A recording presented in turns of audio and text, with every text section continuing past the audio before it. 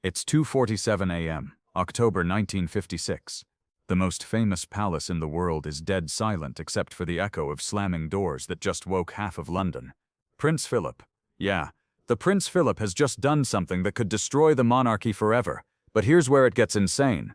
The breaking point. 3 hours earlier, Philip sat in the green drawing room, his naval uniform still crisp despite the late hour. Across from him, Queen Elizabeth II held a stack of official papers, her crown jewels glinting under the chandelier light. "Philip, you need to understand." "Understand what, Elizabeth?" His Greek accent, usually subtle, now cut through the air like a blade. "That I'm nothing more than your royal accessory? That every decision, every breath I take, has to be approved by your advisors?" The Queen's composure, that legendary royal poker face, cracked for just a moment. "That's not." "It is." Philip's fist slammed against the mahogany table, sending centuries-old china rattling. 24 years, Elizabeth. 24 years I've walked 3 steps behind you, smiled for cameras, and pretended that being called the Queen's husband instead of prince doesn't eat me alive every single day. Here's what nobody knew. Earlier that evening, Philip had overheard a conversation that shattered everything he thought he understood about his role in the monarchy.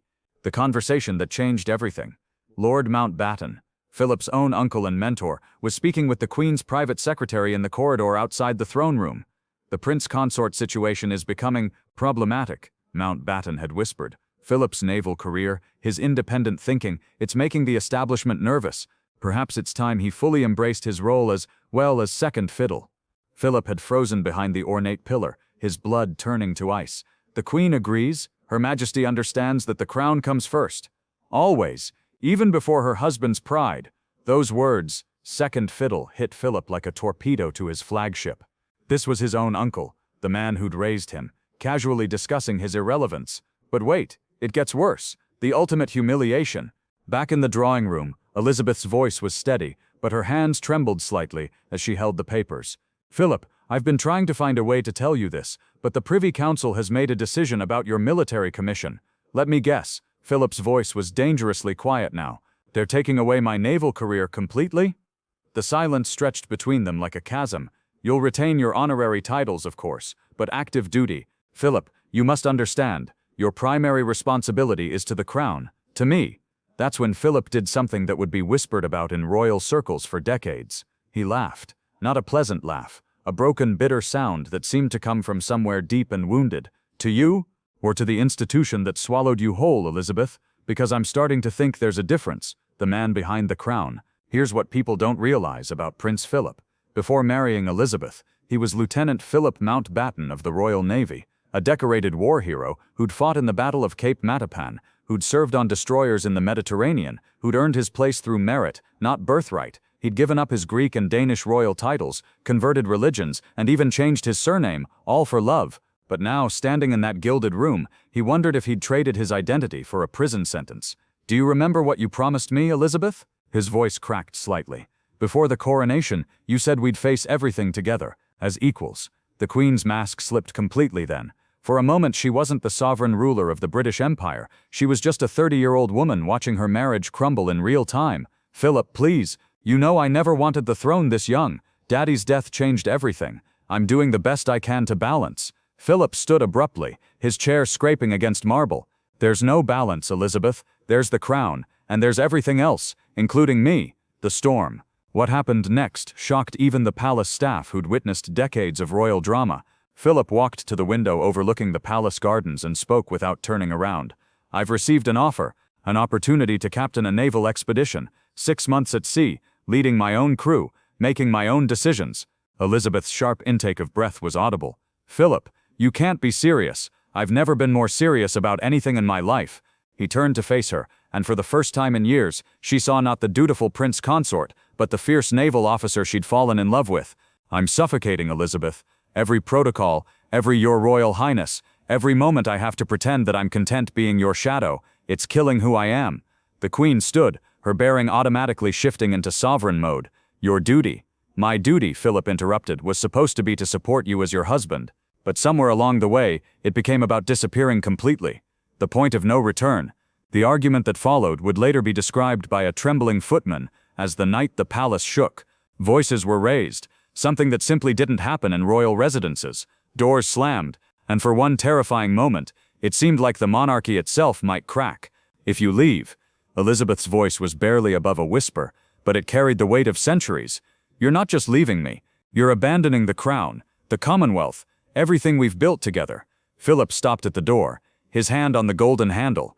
Maybe the crown needs to learn that people aren't possessions, that even princes have breaking points. And maybe, Elizabeth replied, her voice steady despite her tears, you need to decide what matters more, your pride or your promises. The silence that followed felt like an eternity, the walk that changed history. At 2:47 a.m., Prince Philip walked out of Buckingham Palace. But here's the twist nobody saw coming. He didn't take a car. He didn't call for a driver. He walked through the gates, past the stunned guards, into the London streets, still wearing his dress uniform with all its medals and honors. For 3 hours, the future of the British monarchy hung in the balance as a prince wandered the empty streets of London, grappling with an impossible choice: the return. Dawn was breaking when Philip found himself standing in front of Westminster Abbey, the same cathedral where he'd married Elizabeth 9 years earlier, the same place where she'd been crowned 2 years ago while he knelt before her, pledging his life to her service. That's when he realized something profound. He hadn't just been walking away from his wife. He'd been walking toward a decision that would define not just his life, but the future of an institution that had survived for over 1,000 years. At 6:23 a.m., Philip returned to the palace. Elizabeth was waiting in the same drawing room, still in her evening gown, her crown set aside but her resolve intact. "I thought you'd left for good," she whispered. "I almost did." Philip's voice was different now, calmer, but somehow stronger. "But I realized something walking through our city. The crown isn't just yours, Elizabeth, it's ours. And if I'm going to be more than your consort, then I need to fight for that place, not run from it." The resolution that shocked everyone. What Philip proposed next would revolutionize the monarchy. He wouldn't just be the Queen's husband walking 3 steps behind. He would forge his own path within the institution, championing causes, modernizing traditions, and proving that supporting the crown didn't mean sacrificing his identity. "I'll stay," he told Elizabeth, "but not as your shadow, as your partner. The crown gets my loyalty, but it doesn't get to erase who I am." The Queen, exhausted but relieved, made a decision that would echo through decades. "Then we changed the rules together." The legacy. That night in 1956 became the foundation for one of the most enduring partnerships in royal history. Philip didn't just stay, he transformed what it meant to be Prince Consort, creating a role that balanced duty with dignity, service with self-respect. But here's what will blow your mind. The argument, the walkout, the 3-hour disappearance, it was never officially recorded. No biographer has ever written about it. No documentary has ever mentioned it. Because sometimes the most important moments in history happen in the spaces between the official records, in the quiet hours when real people, even those wearing crowns, fight for their marriages, their identities, and their right to be more than the roles they're given. The next morning, when the palace staff found Philip's formal resignation letter, the one he'd written but never delivered, torn into pieces in the fireplace, they knew that something fundamental had shifted in the royal household. Prince Philip had walked to the edge of leaving everything behind, and chosen to stay. Not as a defeated man accepting his fate, but as a partner demanding his place at the table. And that choice? It changed everything. Makes you wonder, how many other pivotal moments in history happened not in throne rooms or battlefields, but in the quiet desperation of 3 a.m. conversations between 2 people trying to save their marriage while carrying the weight of a nation?